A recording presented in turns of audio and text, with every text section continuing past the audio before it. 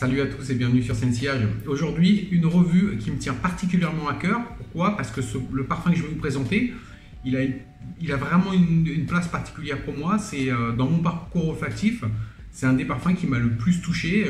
Très peu de parfums m'ont touché à ce point-là. Donc pour moi, il est vraiment exceptionnel et magique. C'est Arabian Oud, NCK les Mac le parfum. Donc, je vous montre exceptionnellement la présentation complète, ce que j'ai pas l'habitude de faire parce que la plupart des boîtes lambda je les jette. Celle-là je l'ai gardée parce qu'elle est vraiment très belle. Arabian Oud, ils ont des présentations qui sont souvent supérieures à la plupart des maisons de niche. Ils font toujours des très belles présentations. Donc voilà, ça c'est une boîte en fait. Ok, vous voyez c'est inscrit en arabe. Okay, donc ça c'est la première boîte, très belle boîte. Okay, et quand vous l'ouvrez, vous avez ici une bande qui est magnétique. Okay, et quand vous l'ouvrez, vous avez une autre boîte à l'intérieur avec 3 rubans. Okay, donc les 3 rubans, il y a 2 rubans qui sont faits pour maintenir la deuxième boîte et le troisième pour la sortir. Donc on va voir ça. Voilà, et le troisième ruban, c'est pour sortir la boîte qui en fait s'apparente à un livre. Vous voyez, c'est vraiment comme un livre. Avec le nom de la fragrance ici. Des instructions en arabe aussi, pareil. Alors ce livre, eh ben, il s'ouvre du côté droit, comme les livres arabes, comme le Coran. Okay, et à l'intérieur, vous avez la bouteille. Donc les matières que j'utilise sont des matières vraiment très nobles. Sur la première boîte, je ne sais pas si vous avez fait attention, mais l'intérieur de la première boîte, vous voyez l'intérieur, on dirait un cercueil quasiment. Ok. Donc voilà, le livre avec la bouteille. Pareil, vous avez des inscriptions en arabe partout. C'est vraiment très bien fait. Donc la bouteille, je la sors. Elle est dure à sortir parce qu'elle est vraiment bien insérée dedans.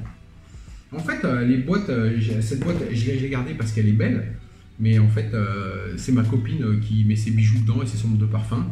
Donc voilà la bouteille en question. La bouteille est une bouteille vraiment très lourde, une bonne épaisseur de verre, vraiment de la haute qualité. Le bouchon, c'est un bouchon en plastique, mais plastique, mais de vraiment très lourd, vraiment grosse qualité. Et la bouteille, vous voyez, donc vous avez Kalimat ici en anglais et en arabe. Et derrière, vous avez une petite bande aussi là. Et derrière, vous avez Kalimat qui est gravé sur toute la longueur de la bouteille. Je ne sais pas si vous pouvez voir. C'est vraiment un travail super. Très belle bouteille. Donc, on va le sprayer. Le sprayer est excellent. J'espère que vous allez pouvoir voir à quel point le sprayer est très bon. Regardez ça. Vous avez vu? D'ailleurs, c'est un monstre. Donc voilà, Kalimat. Donc je vais vous donner les notes au fur et à mesure des explications, comme d'habitude. Donc la chose qui vous frappe au moment où vous le sprayez, c'est à quel point cette odeur est riche. C'est une odeur vraiment très riche, qui est à la fois douce et puissante. Vous sentez que ce parfum, il va pas quitter votre peau dans les 2 heures qui suivent. Vous sentez qu'il va durer, voilà, ce qui vous donne un avant-goût des performances, hein, ok. Donc, d'entrée, vous avez une fragrance qui est sucrée, qui a un côté chaud, un peu épicé. Donc, les premières notes qui se mettent en évidence, ce sont tout de suite ces 2 notes de fond qui sont l'ambre et le miel, qui sont les notes dominantes de cette fragrance. Et vous avez aussi la myrtille et l'anis. L'anis qui a ce petit côté réglisse, donc qui est un peu épicé, un peu sucré. Vous avez le côté fruité des myrtilles. Et vous avez aussi un aspect vraiment boisé. Donc au niveau de la myrtille, c'est une note qu'on voit dans certaines fragrances. Mais j'étais surpris de quelque chose. Quand j'ai senti ce parfum, pour moi, il a un petit côté acidulé et j'arrivais pas à définir d'où vient ce côté acidulé. Donc j'ai fait des recherches et je me suis aperçu qu'il y a pas mal de notes qui n'étaient pas listées. Et entre autres, cette note de myrtille, c'est pas de la myrtille en fait, ce sont des érelles. Les érelles, ce sont des fruits rouges qui sont de la famille des myrtilles, mais qui ont un côté donc fruité, un peu sucré, mais acidulé aussi. Donc je me suis rendu compte que c'était des érelles plus que des myrtilles, comme c'est listé myrtille partout, mais ce sont des érelles en fait. Donc il a donc ce petit côté fruité, il a vraiment un côté sucré, mais qui n'est pas écœurant du tout, qui vient de l'ambre et du miel. Le côté un peu épicé de l'anis, il a un côté chaud. En fait, le côté boisé, il vient du bois de Cachemire. Mais c'est pareil, en faisant des recherches, je me suis rendu compte, parce qu'il a vraiment un côté boisé aussi, et j'étais étonné que ça vienne vraiment que du bois de Cachemire. Le bois de Cachemire, c'est une molécule synthétique en fait, mais qui ne sent pas synthétique du tout. Et pour moi, il y avait plus d'aspect boisé que les notes le laissaient paraître. Et donc, en cherchant, j'ai trouvé qu'il y avait probablement du bois de gaillac aussi, du cèdre et du bois de santal. Et il a aussi un côté fumé qui ressemble à de l'encens. Je ne pense pas qu'il y ait de l'encens, malgré que l'ambiance encens y est. Je pense que l'encens, ce côté encens vient du musc, qui est un musc qui est assez doux, qui a un tout petit côté animalique et un côté fumé. Donc cette fragrance, c'est une fragrance donc, du Moyen-Orient, Middle East, ok, qui fait Middle East, mais pas tant que ça au final.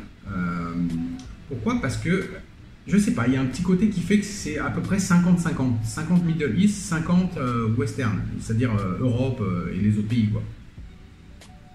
Donc, pour résumer, ouverture sucrée, chaude, un peu épicée, fruitée, un peu acidulée, boisée et fumée. Okay. Quand la fragrance se développe un petit peu, le côté chaud et épicé baisse un peu et le musc monte en température un peu. Okay. Donc le musc est quand même assez important parce que c'est une fragrance qui a vraiment une ambiance musquée dans son ensemble général. Et donc ce côté chaud et épicé descend. Donc, et puis il y a un côté confortable et moelleux qui s'installe. Avec aussi des petites facettes balsamiques, résineuses. Et il y a une note de romarin qui donne un petit côté aromatique et vert.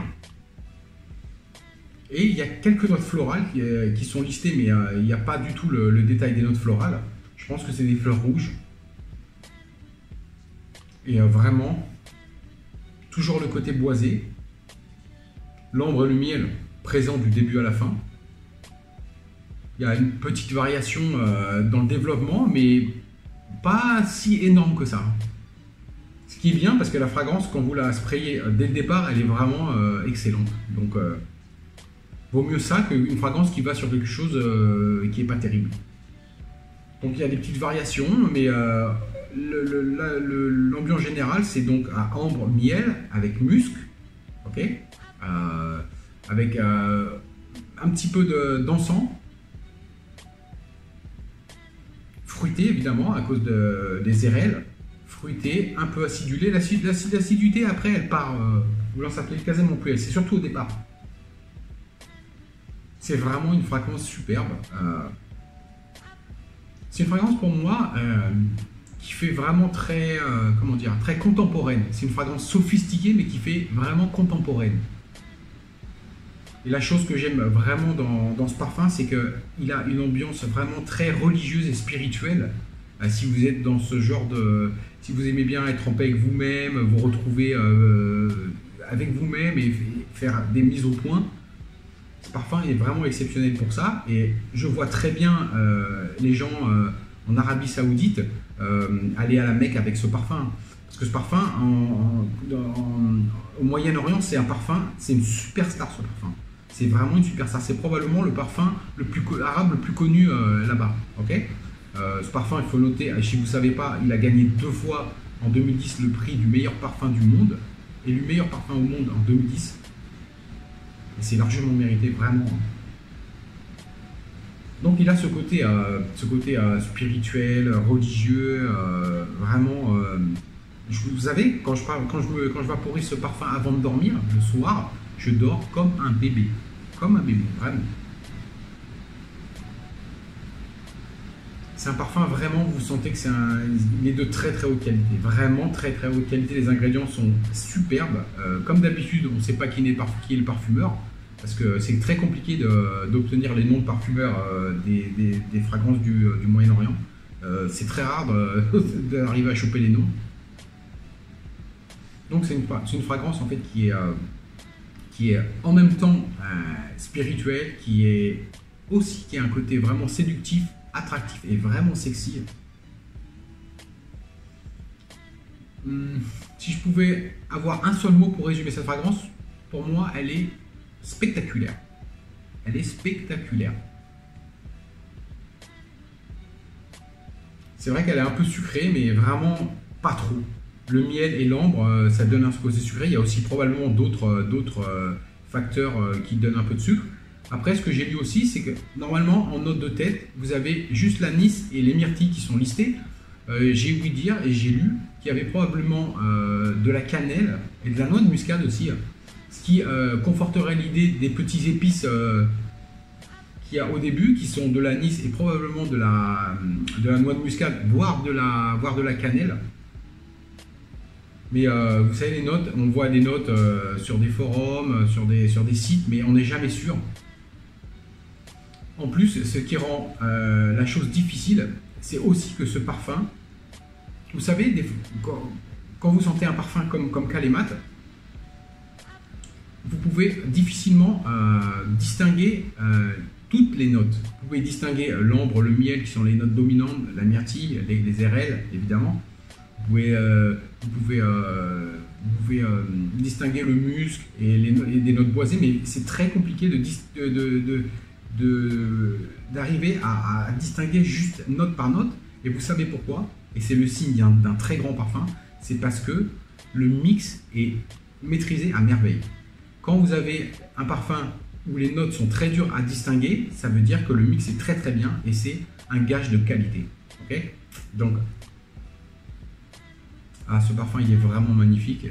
Moi je vous le conseille vraiment de l'essayer. C'est un parfum, les saisons de prédilection, ça va être automne-hiver, okay, mais vous pouvez le mettre au printemps, voire même les soirées d'été, s'il ne fait pas trop chaud. Il faut faire attention à comment on se spray. Okay. C'est un parfum, pour moi, il n'y a pas de restriction d'âge. On peut le mettre à tout âge, à mon humble avis. C'est un parfum qui fait plus masculin, mais qui peut vraiment facilement être unisexe. Et les occasions, je pense que même pour le bureau, on peut mettre ça. Même pour le bureau, ça ne va pas offenser les gens. Et sinon, dans des occasions, on peut le mettre en mode relax, on peut le mettre habillé, il n'y a pas de problème. C'est une fragrance qui est finalement assez versatile, à part par les temps très chauds. Mais sinon, tout le reste, on peut le mettre quasiment tout le temps, il n'y a pas de problème. Au niveau des performances, ce parfum a de très très bonnes performances. Il a une longévité à peu près une dizaine d'heures, on peut même tirer un peu plus. Il a vraiment une belle projection pendant entre 2 et 3 heures de projection. Et le sillage, mes amis, le sillage de ce parfum, oh, il laisse une traînée derrière vous. Et vous allez vous faire remarquer avec ce parfum parce que comme il y a de l'ambre et du miel, les gens, ça va être comme des abeilles, vous voyez. Le sillage est vraiment très très très très beau, très beau sillage. Après, je pense que j'ai dit un peu de tout. Les occasions, les performances, tout va bien. C'est vraiment un parfum superbe. Si vous pouvez l'essayer, faites-le, parce que si vous n'essayez pas ce parfum, vous allez passer à côté de quelque chose de grandiose, vraiment de grandiose. C'est un parfum, vous allez recevoir des compliments avec ce parfum, vraiment. Parce que c'est un parfum qui est il est inoffensif, mais on sent vraiment la qualité de ce parfum. On voit que c'est une odeur vraiment très riche. C'est vraiment une odeur... on voit que les ingrédients, c'est de la qualité. On voit que la richesse de ce parfum à l'odeur. C'est vraiment un super parfum. Donc, je vous invite vraiment à l'essayer. Ne le manquez pas. C'est Arabian Oud Kalimat. Donc, c'était ma petite revue pour vous. J'espère que vous allez passer une bonne journée. Et puis, on va se revoir très bientôt pour de nouvelles vidéos. Ok ? Merci à vous et puis à bientôt les gars. Ciao.